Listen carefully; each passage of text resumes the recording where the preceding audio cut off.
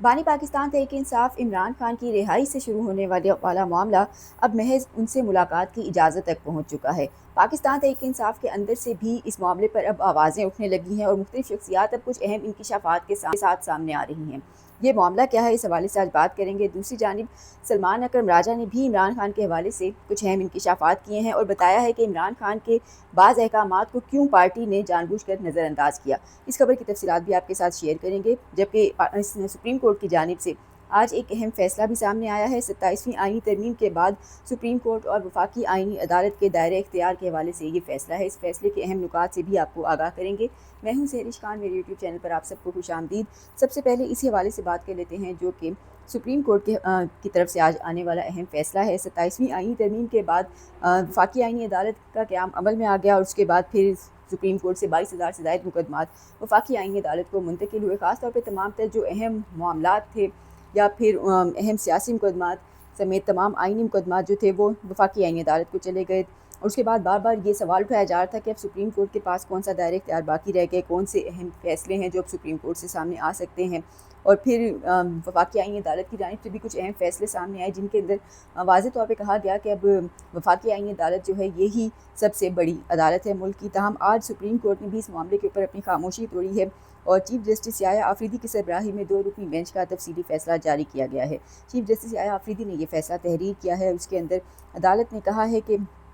वफाकी इसकी supreme court और वफाकी आईनी अदालत एक दूसरे के मातहत नहीं बल्कि हम पल्ला अदालतें हैं। आईनी मुकदमात वफाकी आईनी अदालत जबकि रेगुलर मुकदमात सुप्रीम कोर्ट खुद सुनेगी। सुप्रीम कोर्ट की जानिब से जारी किए गए इस फैसले के अंदर कहा गया है कि वफाकी आईनी अदालत के फैसले कानूनी असूलों के हवाले से दीगर अदालतों पर लाजिम होंगे, जबकि आर्टिकल 189 एक अदालत को दूसरी अदालत के मातहत नहीं बनाता। आईनी और गैर आईनी मुकदमात को एक साथ चलाना आईनी पेचीदगियाँ पैदा कर सकता है। अदालत अपने फैसले में मजीद ये कहा है कि 27वीं आईनी तरमीम के बाद वफाकी आईनी अदालत को खसूसी आईनी दायरा इख्तियार हासिल है। हाई कोर्ट के आईनी नोयत के फैसलों के खिलाफ अपीलें जो हैं वो वफाकी आईनी अदालत में मुंतकिल तस्वुर होंगी, जबकि किराएदारी और बाज़ ख़ानदानी मामलात वफाकी आईनी अदालत के इख्तियार से मुस्तस्ना होंगे। सुप्रीम कोर्ट ने पेशावर हाई कोर्ट के मुश्तरका फैसले से मुतल्लिक़ मुकदमात डीक्लब करने का भी हुक्म दे दिया। अदालत ने मजीद ये भी कहा कि आईनी मुकदमात वफाकी आईनी अदालत जबकि रेगुलर मुकदमात सुप्रीम कोर्ट खुद सुनेगी। मुतज़ाद फैसलों से बचने के लिए अदालती एहतराम का असूल इख्तियार किया जाएगा। दोनों अदालतें एक दूसरे के दायरे इख्तियार का एहतराम करते हुए फैसले करेंगी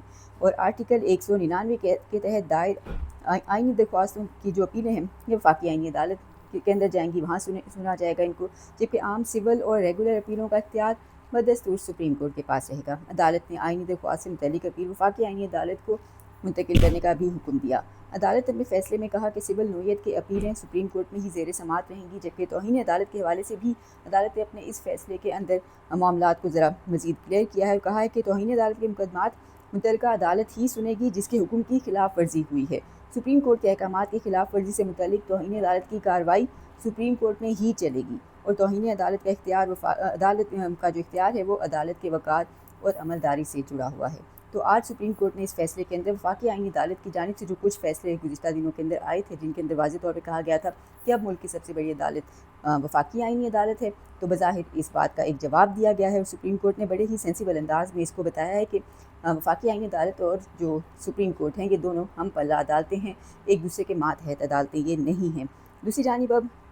सियासी मामलात की बात कर ली जाए तो बानी पाकिस्तान तहरीक इंसाफ इमरान खान से कल फिर मुलाकात का दिन गुजरा है। एक बार फिर मुलाकातें नहीं करवाई गई, लेकिन दूसरी जानिब जो मामलात हैं वो मज़ीद आगे पेचीदगी उनके अंदर मज़ीद आती जा रही है। इमरान खान की रिहाई से के बातों से मामलात शुरू हुए थे और अब देखा जाए तो पार्टी महज इमरान खान से मुलाकातों के लिए ही तरसती नज़र आ रही है। अदालती फ़ैसलों के बावजूद मुलाकातों पर पाबंदी अभी भी आयद है और कहा किस तरह ये मामला रिहाई से जो चलने वाला एक मामला था महज मुलाकात की इजाज़त तक पहुँच चुका है। इस हवाले से पाकिस्तान तहरीक इंसाफ के अपने अंदर से भी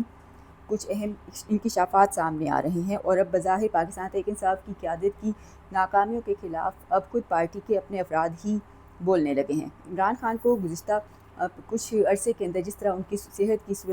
तशवीशनाक ख़बरें सामने आई थी, रात भी उनको डयाला जेल से पिम्स अस्पताल लाया गया,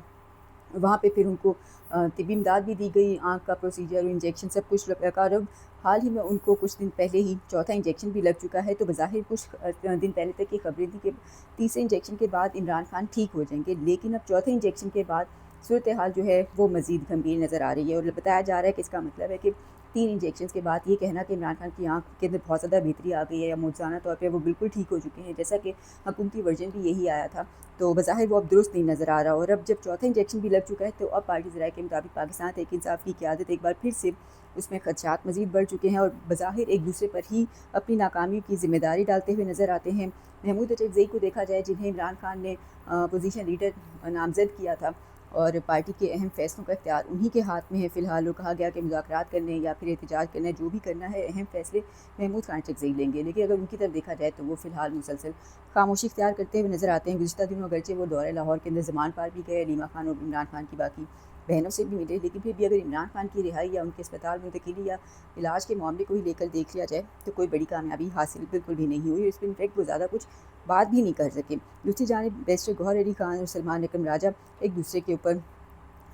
معاملہ جو ڈالتے ہوئے نظر آتے ہیں، اسی طرح سے سہیل آفریدی یا جنید اکبر کو بھی دیکھ لیا جائے، بظاہر سب ایک دوسرے کے اوپر ہی معاملات کو اس کی ذمہ داری ڈالتے ہوئے دکھائی دے رہے ہیں۔ اب پاکستان تحریک انصاف کی جو باہر موجود قیادت ہے، عمران خان سے ملاقات، ان کا علاج، مقدمات کی بروقت سماعت، کسی بھی معاملے کے اوپر کھل کر کچھ بھی اچھا نہیں کر سکی، اور اب خاص طور پہ اگر سہیل آفریدی کی بات بھی کر لی جائے، جن کو خود بھی عمران خان نے ہی وزیر اعلیٰ نامزد کیا تھا، لیون گنگا پور کو ہٹانے کی وجہ بھی یہی بتائی جاتی تھی کہ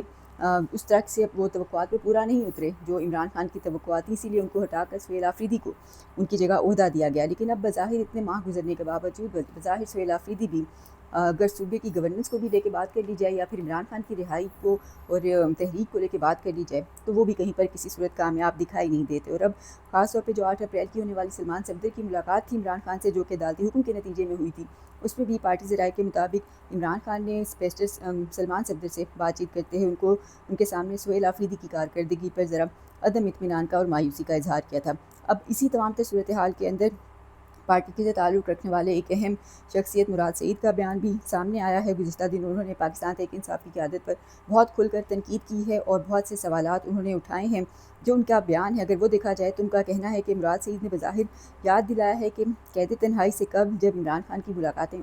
چل رہی تھیں فیملی کے ساتھ اور وکلا کے ساتھ، تب انہوں نے یہ احکامات دیے تھے کہ جب تک انصاف نہیں ملتا عدالتوں کے باہر دھرنا دیا جائے، لیکن قیادت کبھی بارش کا بہانہ بناتی ہے، کبھی رمضان کا بہانہ، کبھی گرمی کا بہانہ بنا کر پیچھے ہٹ جاتے ہیں۔ ساتھ ہی انہوں نے یہ بھی کہا کہ حکومت کی قانونی حیثیت ختم کرنے کے لیے ایوانوں سے استعفے دینے کا مطالبہ بھی کیا گیا تھا۔ کسی طور پر اس معاملے کے اندر بھی آگے سنجیدگی نہیں دکھائی گئی۔ ساتھ ہی مراد سعید نے یہ بھی کہا کہ قیادت کبھی شادیوں، دعوتوں، عالمی دوروں میں مصروف ہے، لیکن جب عمران خان کا سوال آئے تو محض کمیٹیاں بنا کر ہو جائے،